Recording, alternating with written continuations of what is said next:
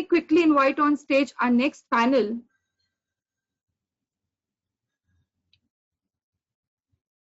Let me invite Bhanu, Director of Procurement from Atlantis, the Palm, Dubai.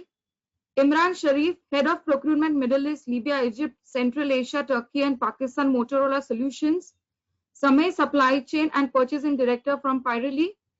And Sam from CIPS.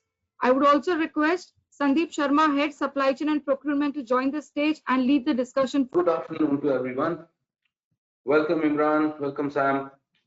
I think so we are waiting for Bhanu, and very happy to see you all today. The good part of the story is we all come from a very different backgrounds and a very different industry. So Bhanu comes from Atlantis, the hotel industry. Imran comes from Motorola Solutions, and he has a long list of countries with him. And Sam is the regional head and general manager, MENA region at Chartered Institute of Procurement and Supply. So I'm sure it will be a very interesting presentation to just give a bit of a background of the topic. So what we are going to discuss today afternoon is securing supply bases and managing spends and mitigating risk in terms of the procurement. So when we talk of a procurement, one word, and even supply chain and even our personal lives and even the businesses these days, one word comes to my mind, which is variability or unpredictability. So variability and unpredictability exist in all tiers of our life. And when we talk of a specific supply chain, we are talking of supply of the material components, production, deliveries to customer. Variability is one of the three factors that influence the level of uncertainty in an organization's supply chains. And the other two factors which we can say, which is related to it very closely, is complexity and constraints. So what is the key issues of variability? When we talk of key issues, you are talking of global situation due to pandemic, which is the biggest topic that it's the actual fact that we have been discussing every day in and out. We are talking of a geopolitical situations and trade war. We are talking of the manufacturing closures because of different conditions happening there. We are talking of currency devaluation in some countries because of the trade wars and because of a lot of internal political issues inside the country. We are talking of a direct impact to the global sea freight and the lane freight issue because of the closure of the borders, because of a lot of containers are lying into some place where they are stagnant, they cannot move out, and there's a lack of containers. Shipping lines are facing a huge challenge. And we are talking of this all leads to a high variability in the plan, because it is very unpredictable that how the things are. It becomes very imperative at this point of time to understand the cost and the possible approaches of limiting the variability in the supply chain. And in case when we are talking of the supply chain leaders, it is actually becomes a big challenge for them to see on a short term and a long term how do they manage the variability. When I really talk of the variability, I also talk of a parallel terms when we are talking of a high velocity of the business. There has been a cases, especially in our businesses, where there's a high variability in the countries or in the markets, and there's a high velocity of supply chain going on because of the specific conditions of the market or pandemic, or the people actually stuck inside the houses. They don't want to move out and do the fine dining and all these kind of things. And when we talk of this, the visibility becomes the key factor from end-to-end value chain, it's like end-to-end supply chain. And two things that actually is the buzzword today, and it was before also to an extent, is supply chain agility and resilience. So coming back to the topic, I try to break this down into three parts, and they are very closely linked to each other. So what we'll talk of is the supply-based rationalization, the business imperative, and we will try to discuss the benefits and disadvantages of the supply-based reduction, increase, or I would say optimization, which is a better word to see. And how do we do it in a different industry? That will be very interesting to know. The second one is mitigating risk, and what are the chances of mitigating risk. And the third one is basically mitigating the volatility and balancing the supply chain in terms of volatility, variability, and all these things, and understanding how is the supply chains of the procurements is going to go beyond this COVID era. When we talk of risk mitigation, we are talking of, first thing is accepting the risk, to understand that this is the risk and we accept it now. Or can we avoid it? Can we transfer it to make it a bit lesser, or can we reduce it and eliminate it? Okay. So when you talk of this entire thing, risk mitigation, supply-based regionalization, risk averse process in mitigating the risk, and managing the spends in terms of uncertainty becomes the key things in terms of the discussion. So let me just start the discussion with Bhanu, because he's like a bit closer to my industry.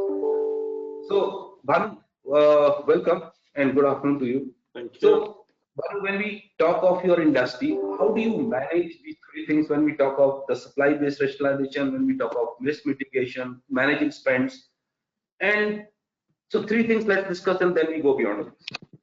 So all yours, please. So first of all, good afternoon, everyone.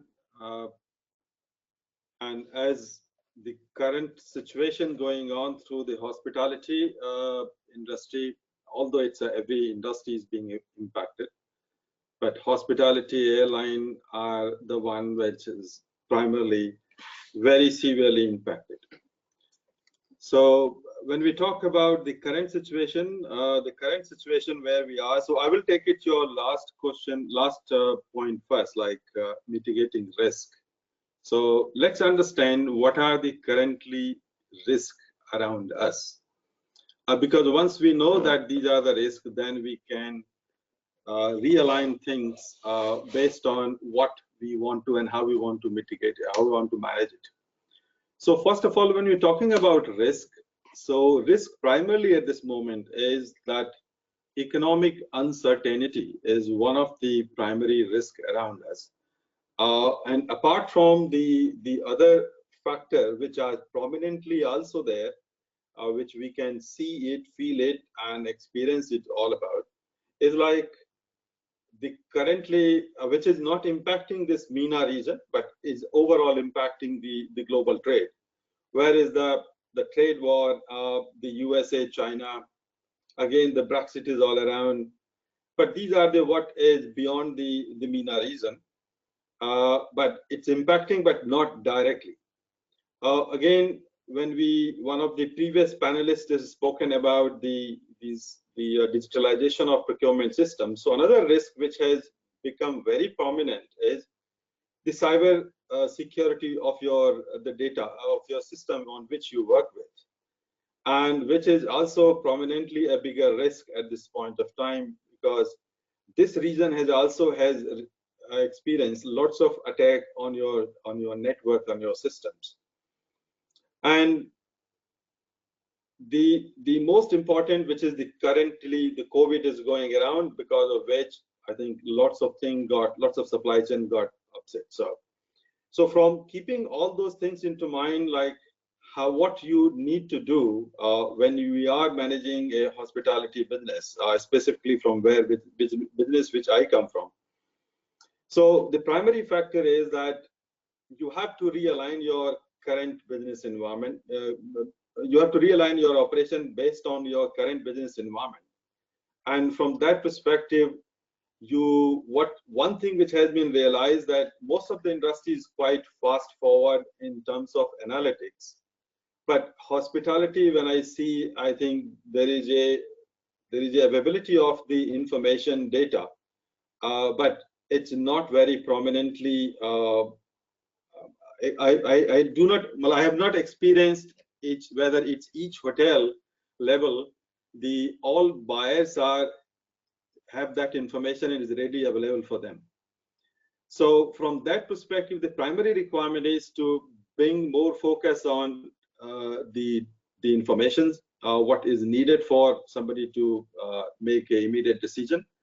So from that perspective, what is required is like the spend analytics and the information, which is, as previously also has been in the previous panel, which has been discussed, that not only the historical data, but necessary information is required about predicting about that what's going to be our requirement. And at this point of time, there are many factors which are variable. At a normal business scenario, there are many factors but there are only a few factors which was there as a variability, so one can manage it. But there are many factors which are beyond your control, and you require a constant monitoring and managing it. So analytics become very, very important. And once you have the information around you that what you want to manage based on to mitigate that risk, then it comes to like how you are going to restructure your supply base. So at some point of time, you used to source from Australia a certain product and used to source something from Europe, certain product.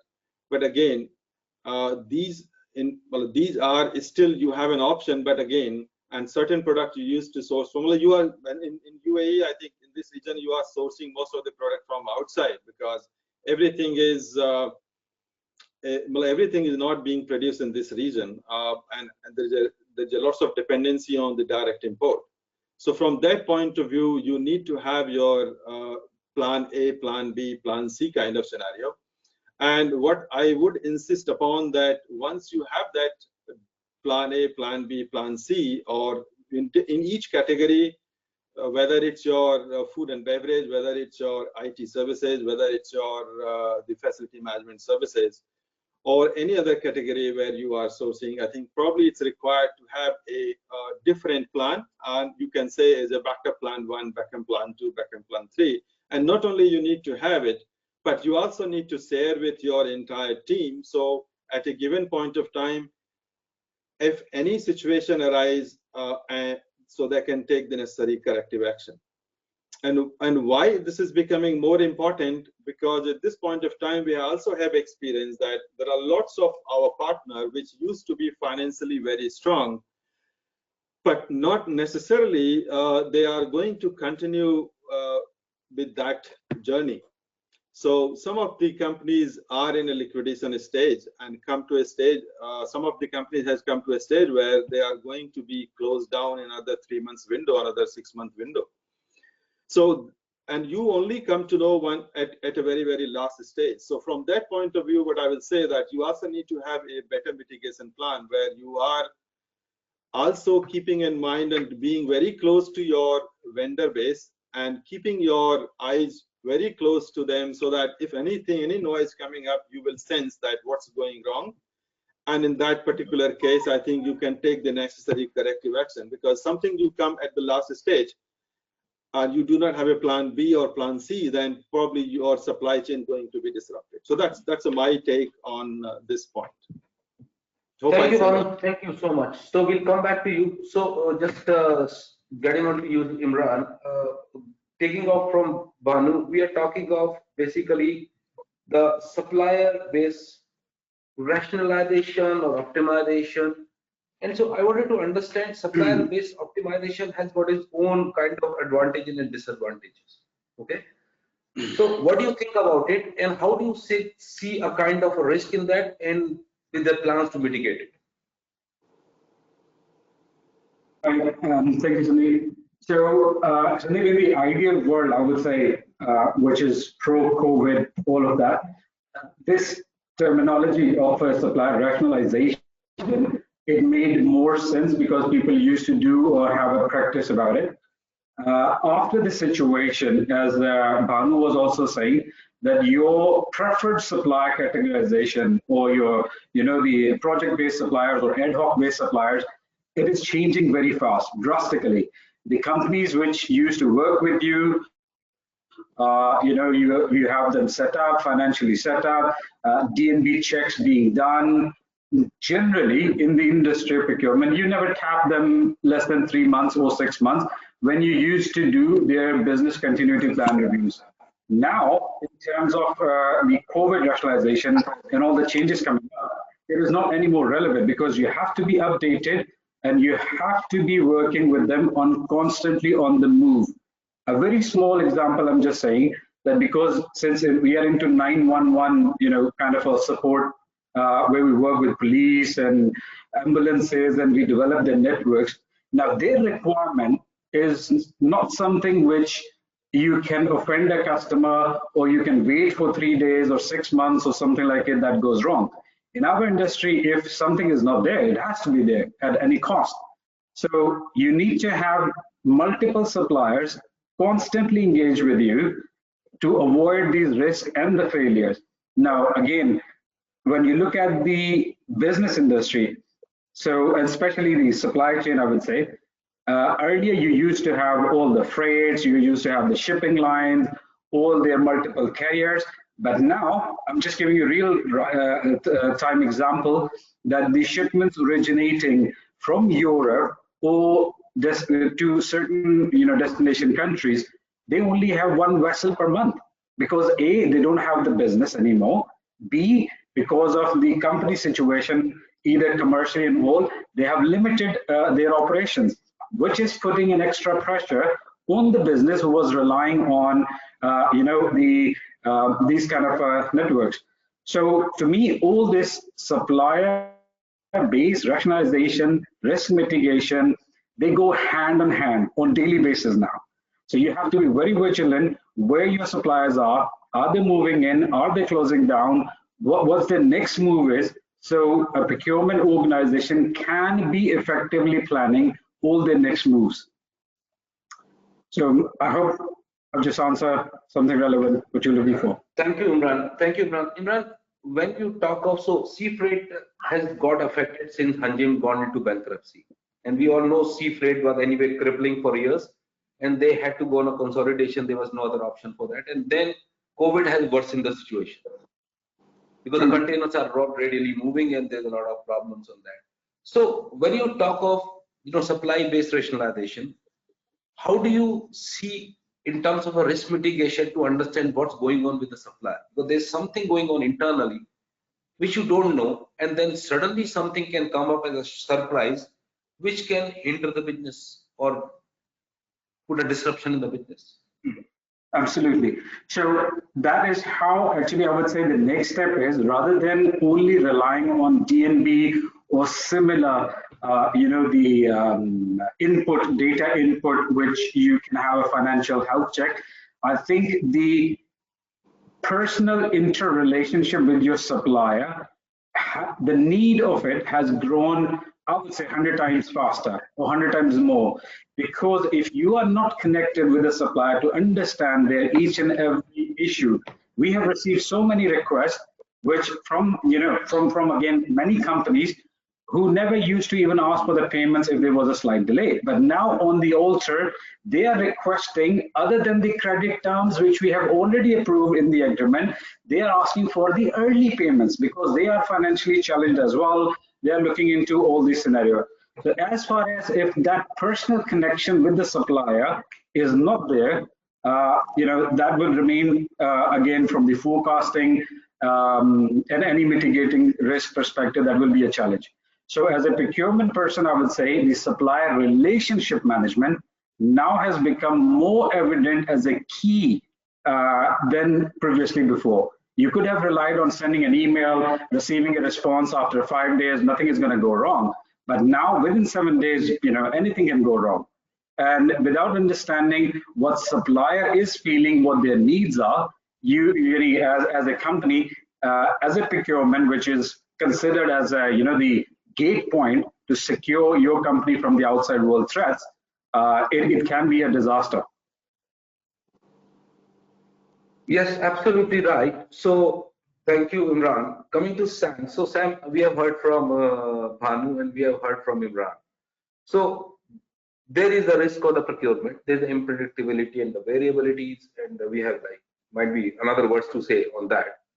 But ultimately, it's a big challenge standing in front of us, and it's a difficult challenge. And we talk of, at this point of time, a supply chain based rationalization, which can be increased or decreased in supplier depending upon the industry. But if I talk of my industry, increasing a supplier base directly can result into increase in the price because the volume per supplier can go down. Okay. And then also with the higher vendor base, it is sometimes difficult if you don't have a really good IT systems and supplier is on the IT system to find the relevant information about the supplier, what's going on. Okay. And at the same time, we are talking of working capitals and managing the tail spends and how do you balance the supply chain, and definitely the risk mitigation. So what do you say about these things, which is very interconnected with each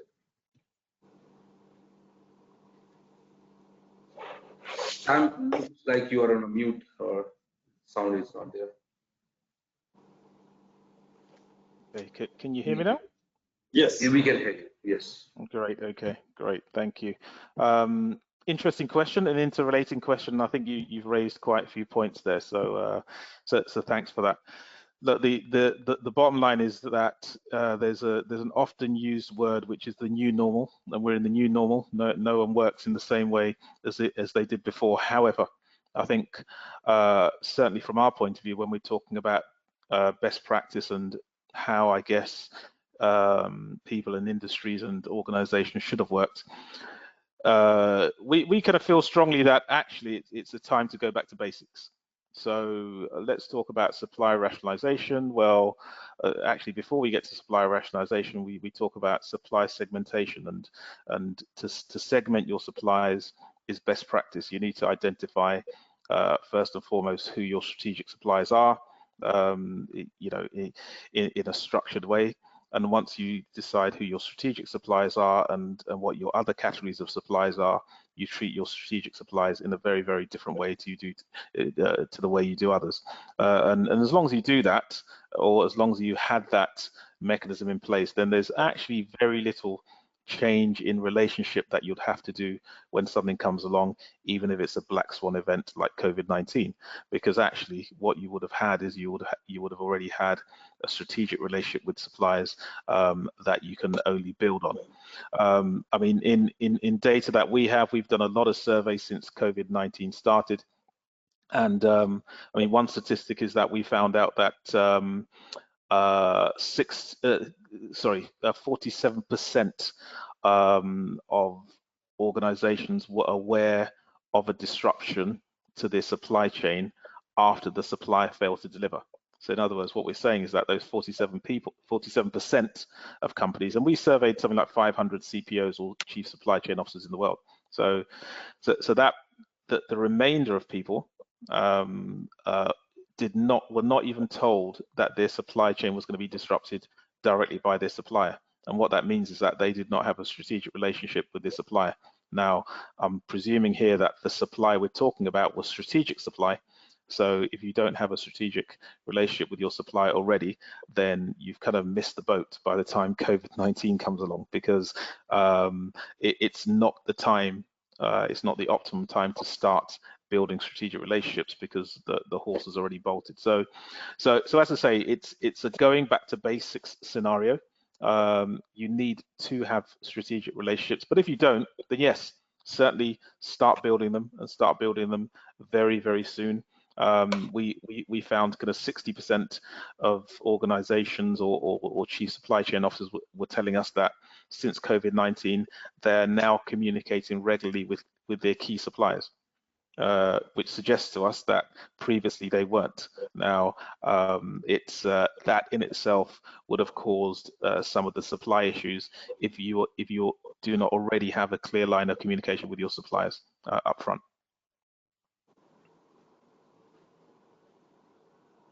You know, very, very correct. So I remember an incident some 3 years back when there was one company, I cannot name them here. They came to me and they contacted me through LinkedIn for selling up a software. So I said, fine, let's talk. And they came on the call and they said, our software makes you easier to talk to the supplier. And I'm like, are you serious? I can talk to my supplier on phone, I can talk to him email, but why your software? And I think so they tried on convincing me for almost like a month, but I was not convinced. But today, how much value it has got to have a real-time information and visibility to understand what's going on. And I can just relate to an event where I not name the country, and this country, some 1 month back, we had a very key supplier. So if you talk of a pizza, we have like core of 5-6 core items which can stop the shop. If it's not this, not there, and being like a global brand, we cannot use each and everything before it is compliant to the food safety compliances, and there's a lot of compliances to handle. And it's not that easy to bring in a strategic supplier. And this country suddenly closed down for COVID. And when the country closed down, the port closed down. When the port closed down, the ships can come inside the port, but just hanging on there, and the containers are not coming in, and the containers are not going in, and everything is just shut down. and it's closed down for a week and then a week and then a week, and we don't know what to do. So you're absolutely right in terms of such kind of thing. But my next question, Sam, to you is, suddenly this Mr. COVID came from somewhere. I should not name the country, but it came from somewhere, and it directly hit us. And a lot of us was planning our supply chain basis, not because of the COVID, but because of the other geopolitical situations happening across the world. And it's suddenly COVID. So how do you see a preventive and a corrective action? Because both of the things has to go at the same time in parallel.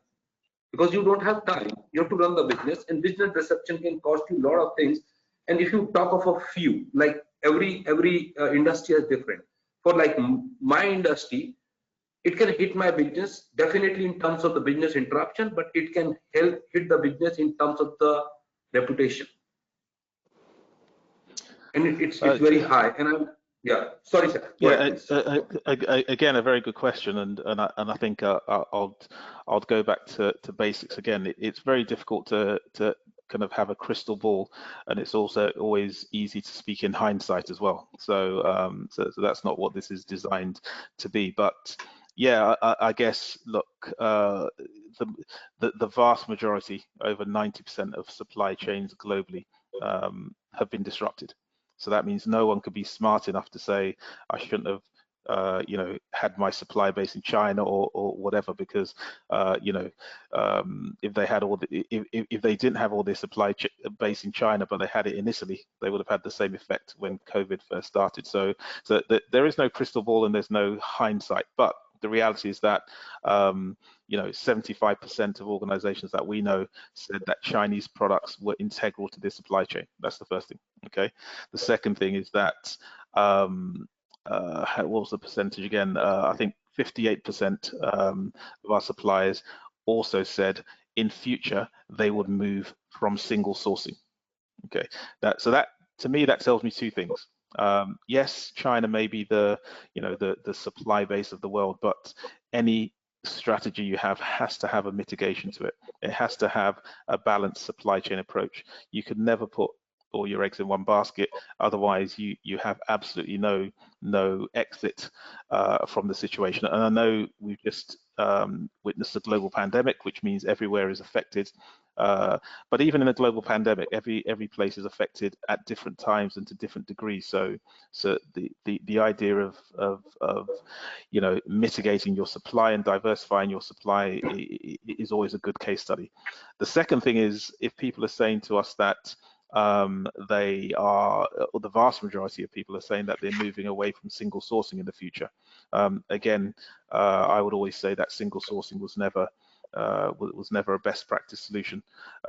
Single sourcing is exactly what it is. It means that if your single source of supply gets disrupted, if it's strategic and essential enough to your business, then it could potentially close your business down. So you shouldn't be really single sourcing in the first place. So I'll go back to what I said before. It is a little bit of hindsight, but having that diversification in key elements of your supply chain is absolutely critical.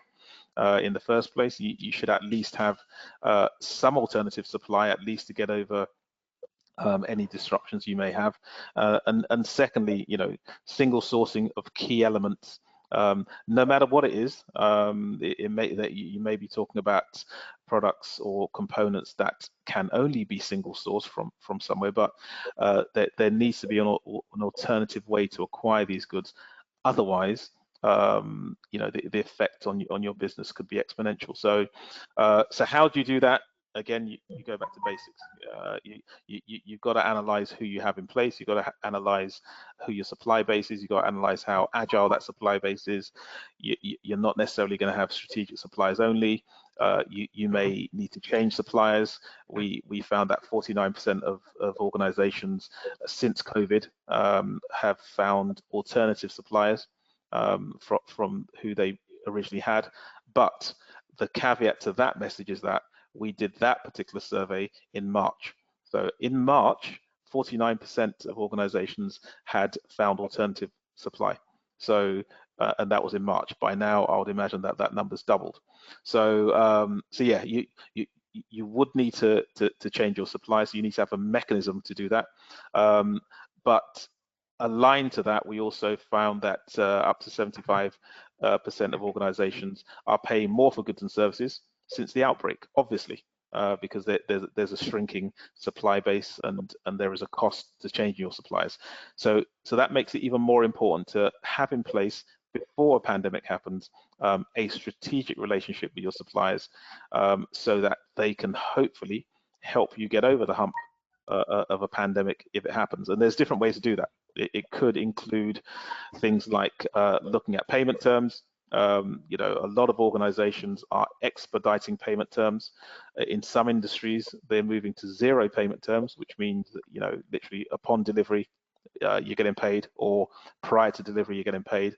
And what that will do is that will incentivize key suppliers to prioritize you over their competitors. And I think, you know, our friend in the US, Donald Trump, did that with medical supplies earlier on in COVID-19. So I'm not sure whether that will be in any supply chain best practice model, but that is one strategy to secure and to differentiate yourself amongst your supply base if you want them to prioritize you. Thank you, Sam. Very well said. Back to basics. You know, I just remember Steve Jobs when he said that if you cannot see the future, see your past. You will get the trends for the future. So how true it is at this time. So coming back to Bhanu. Bhanu, we have a very typical kind of you know, thinking in this kind of era, where we never wanted to increase our supply base, because we never wanted too many suppliers, because we have got some of the patented products and some of the formulas and all these kind of things, which is very unique, because the product should taste same across the globe. That's what the fundamental of a global chain. Okay. And at that point of time, we started looking for a supplier who has multiple plants. So it's one supplier with the multiple plants, and he has got plants where we can understand that even the geopolitical risk and even something happens on COVID, another plant can supply us. Maybe a smaller increase in the price because of the freight, blah, blah, but he's buying with a global contract with us. Okay, so what do you say about it, and how do you see a working capital getting impacted because of this? Yep, I think very good question, but let me answer a bit indirectly. So the current situation where, and mostly purposely, I would like to put the analogy on a bit more at a generic platform, because then everybody can correlate it. So the current situation is where practicing the buying community is experiencing every day. So my simple solution is that you have to re-evaluate your current situation where you are in, and where you also need to evaluate your opportunity. You need to evaluate your risk associated with those opportunities. You also need to evaluate your strategy, because things around you are constantly changing, or it's providing a, well, if there is some risk, then there is also some opportunities around you. So you need to reevaluate, and in general, that's going to help you to understand that what works better for you, and then pick and choose. And the second point, which I will say, that reinvent. Here I would like to put a focus on that every practicing procurement colleague or the practicing manager need to think about like an entrepreneur. So where the person has to think out of the box and come back with whatever the opportunity and risk and the strategy and all those things which is around is he has analyzed and reevaluated, then to pick up and understand that's what process works good for me, and reinvent those processes, reinvent those practices, reinvent everything which works for the business which he's running and he's leading in. And then the third thing is like is revive. Means once you have identified and you did, like, then fine, you have to implement it. And wherever you are, whichever stage you are, you have to revive your business which you are responsible for. And from that perspective, and once you do it, it also will impact directly, indirectly, the very first question which you have asked, the cash flow or the EBITDA of the company, or the current situation where you are in, where there is a revenue also is a challenge. So from that perspective, I will summarize it by saying that it's like reevaluate, reinvent, and revive wherever you are. And that's a key keyword as a practicing procurement professional. This is something I would like to suggest, and I'm practicing in my own domain, because that's what's going to bring us out of the current situation. Thank you, Manu. Very well said. When you talk of reinventing is a change. I was just reading a book called Switch. Change is hard in the hard times, and it actually just talk of elephant and a rider. This is a rational side and emotional side of your brain, and how they take you on a different sides at any point of time when you're making a decision. And they really evolved with a term called as decision paralysis. That when you have too many options going on anywhere and the change is hard and the times is challenging, you really get into a decision paralysis. You don't know what you're deciding and what's happening and what's the effect of it. So getting into this, Imran, when we are talking of all these kind of challenges, unpredictability and all, how do you think technology in procurement can help us to build it over? Sandeep, I think from the practice and what we are doing as of now, I just wanted to add one more point on this, Sam, which is interconnecting to this question as well. You can choose among the supplier, you can always evaluate them, but the relying or developing your suppliers into the local country or the industry where your operations are, that is also a key element. Because as far as now we see all across, and why I'm saying it, because we are into the government and public safety business line. So all the governments which are going through this economic factor, looking into that aspect as well, they are one by one mandating that any spend or anything which is happening, it should also support the country economy as well. So which is also in a reverse as a key from the procurement perspective, that rather than again relying from a supplier from a China or from the other aspects, if you also working on developing your supplier base in the country, it can also help you avoid surprise like COVID or some other emergency situations. That is one. As far as again the technology part was there, so certainly there are platforms, there are all these applications, there are all the help which is available, media, and as we said, the DNB, which is also a form or equivalent to the technology where you have all the financial databases available. You can always de-risk or at least try to de-risk who you are dealing with. Similarly, the better control and the shape, how you do your negotiation, going along, how you do your contracts, how you manage your contracts, how you do your change control, what POs were there, what the T's and C's were there. So all that certainly it is with the time and all the era coming in, it is becoming evident that a company or a procurement personnel should have a good tools for them to allow doing all the intelligent decision making as well.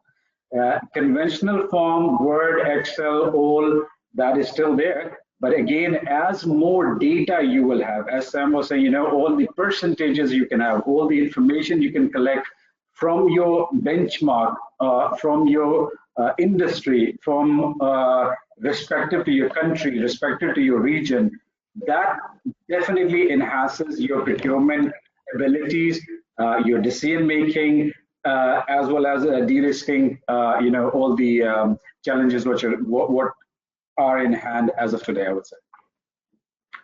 Thank you, Imran. Since you are talking of taking care of the economies, local economies, and seeing that the country is getting a more flourishing business and all these things, we talk of the localization of the things. Okay, but how do you think the localization versus the cash flow versus the inventory carrying cost, these 3-4 terms, because they are interrelated to each other, and What do you think about it? Well, again, if we see from one perspective, if you have to stock anything for your line of business, if you have to keep everything with your supplier or yourself, of course, there's a warehousing cost, operational cost, all of that part count to factor in. But again, from the other perspective, at least you are flourishing the market, you are giving a confidence back into the market, you are supporting the SMEs or the middle-level companies who may not be on the radar, but they can be your scapegoat as well.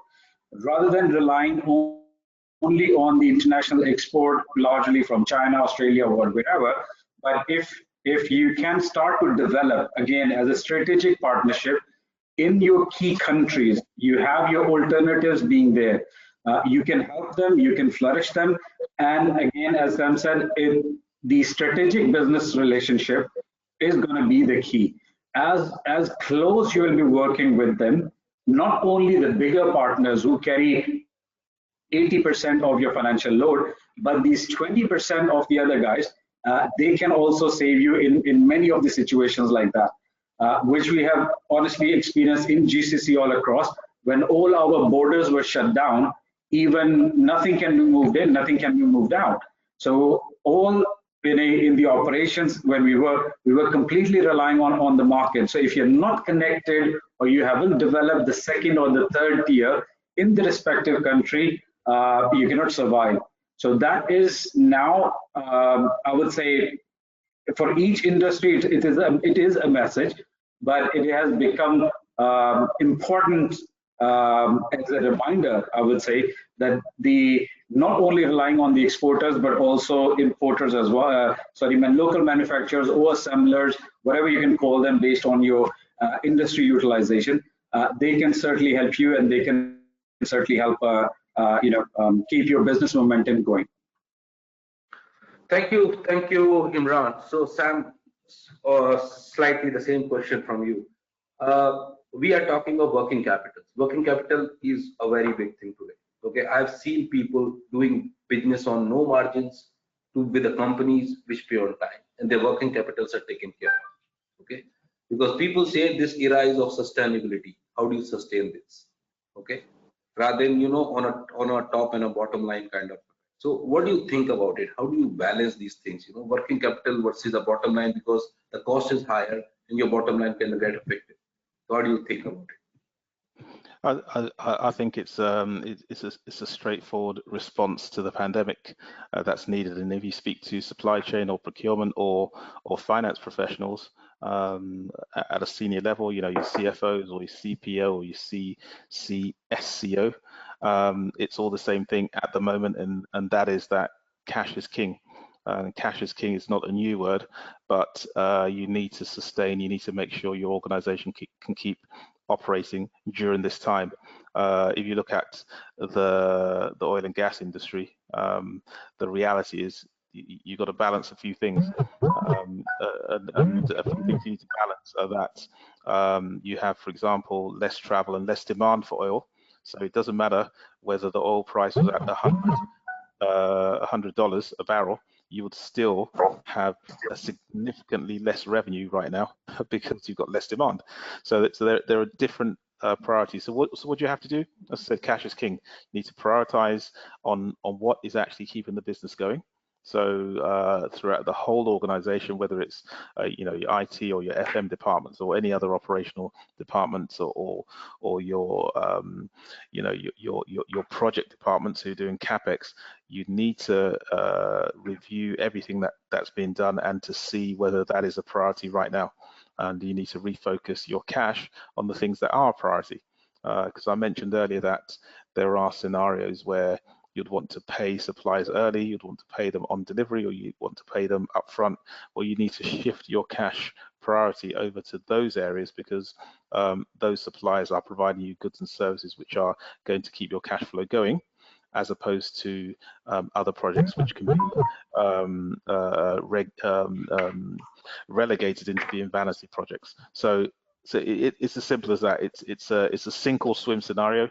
Cash is king. You focus areas onto projects or or actions or supplies that are keeping your business going in areas that are still generating revenue for you, because of course not every way is generating revenue for you.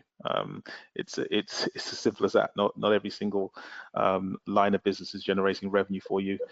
If you look at retail, there's a retail distribution centers. That is a capex consideration to build bigger fulfillment centers at the moment, because there's a lot of online deliveries. But you would cut spend on refurbishing stores perhaps, because that's not required right now. So it's all about putting the investment where it's needed. Thank you, sir. So, Dr. Rakesh, are you there?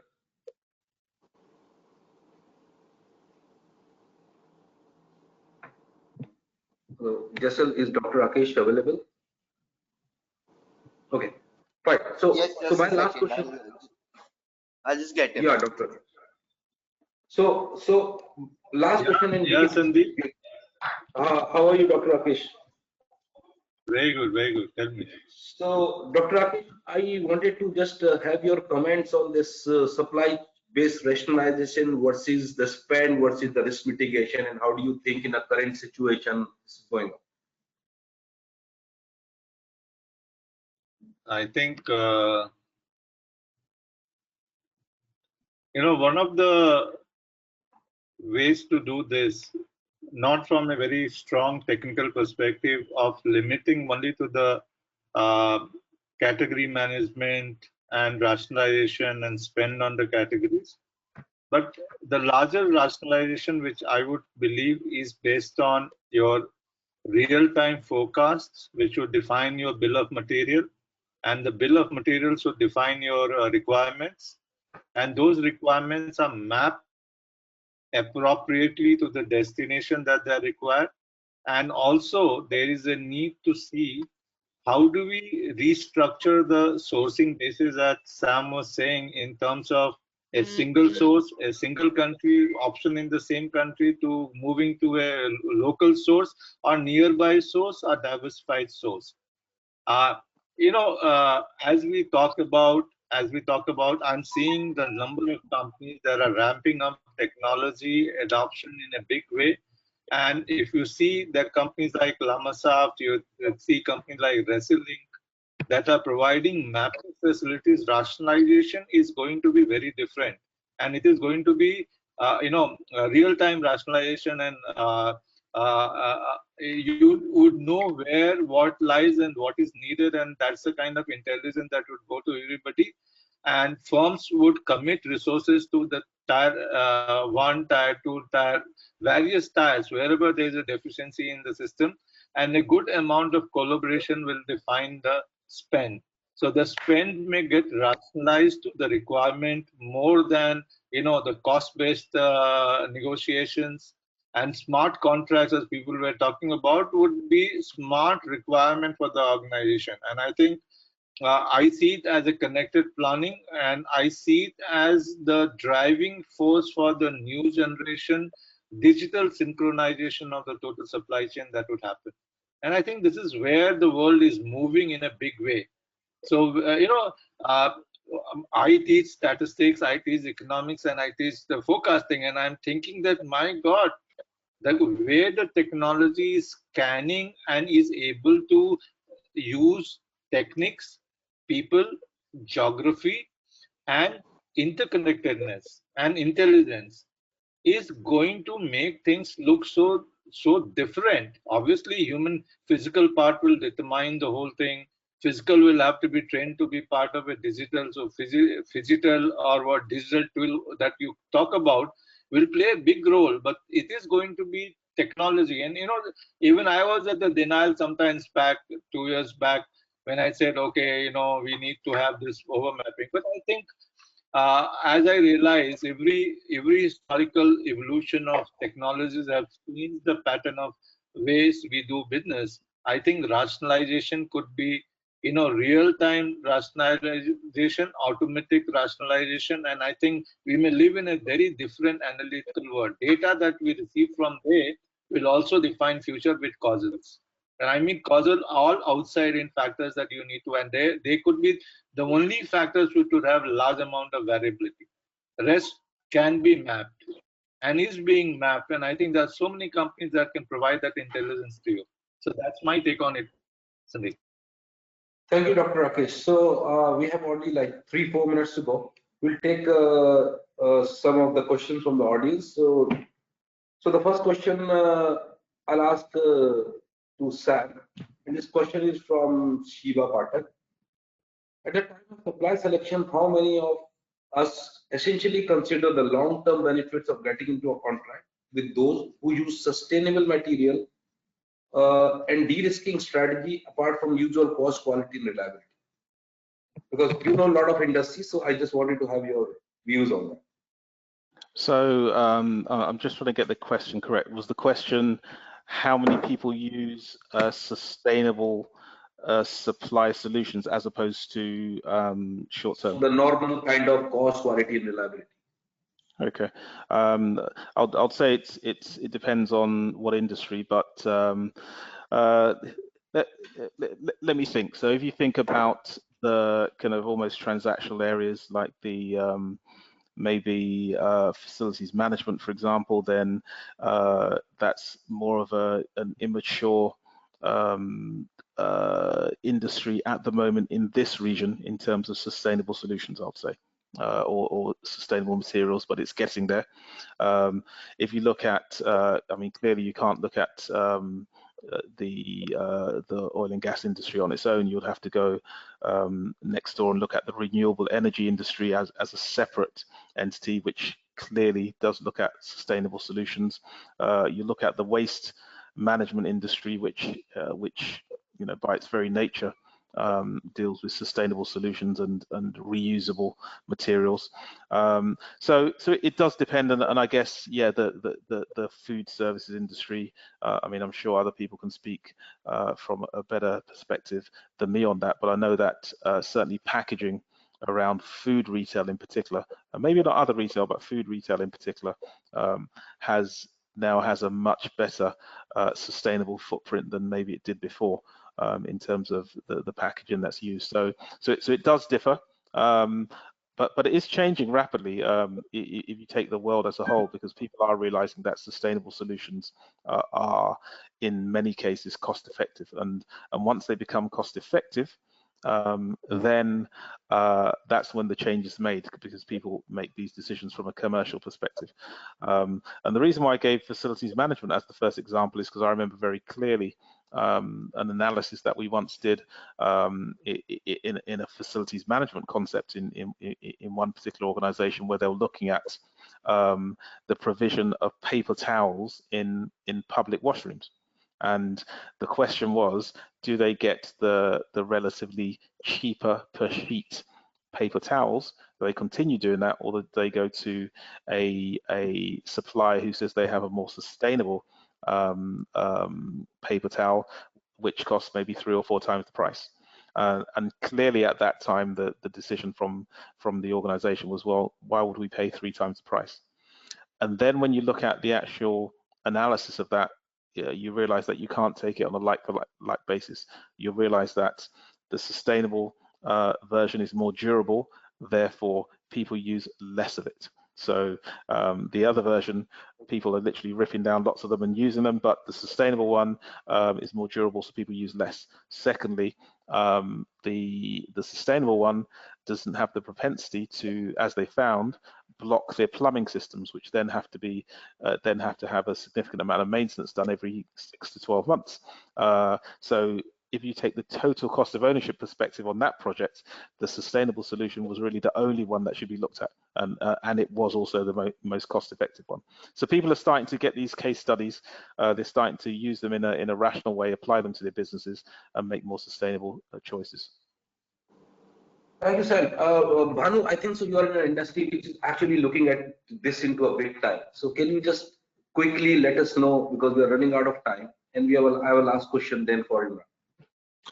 So I think sustainability, if I look from the recent past, where the Dubai government has come with a very clear direction that they want to have this place as a sustainable, like as a benchmark against whatever is happening other part of the world.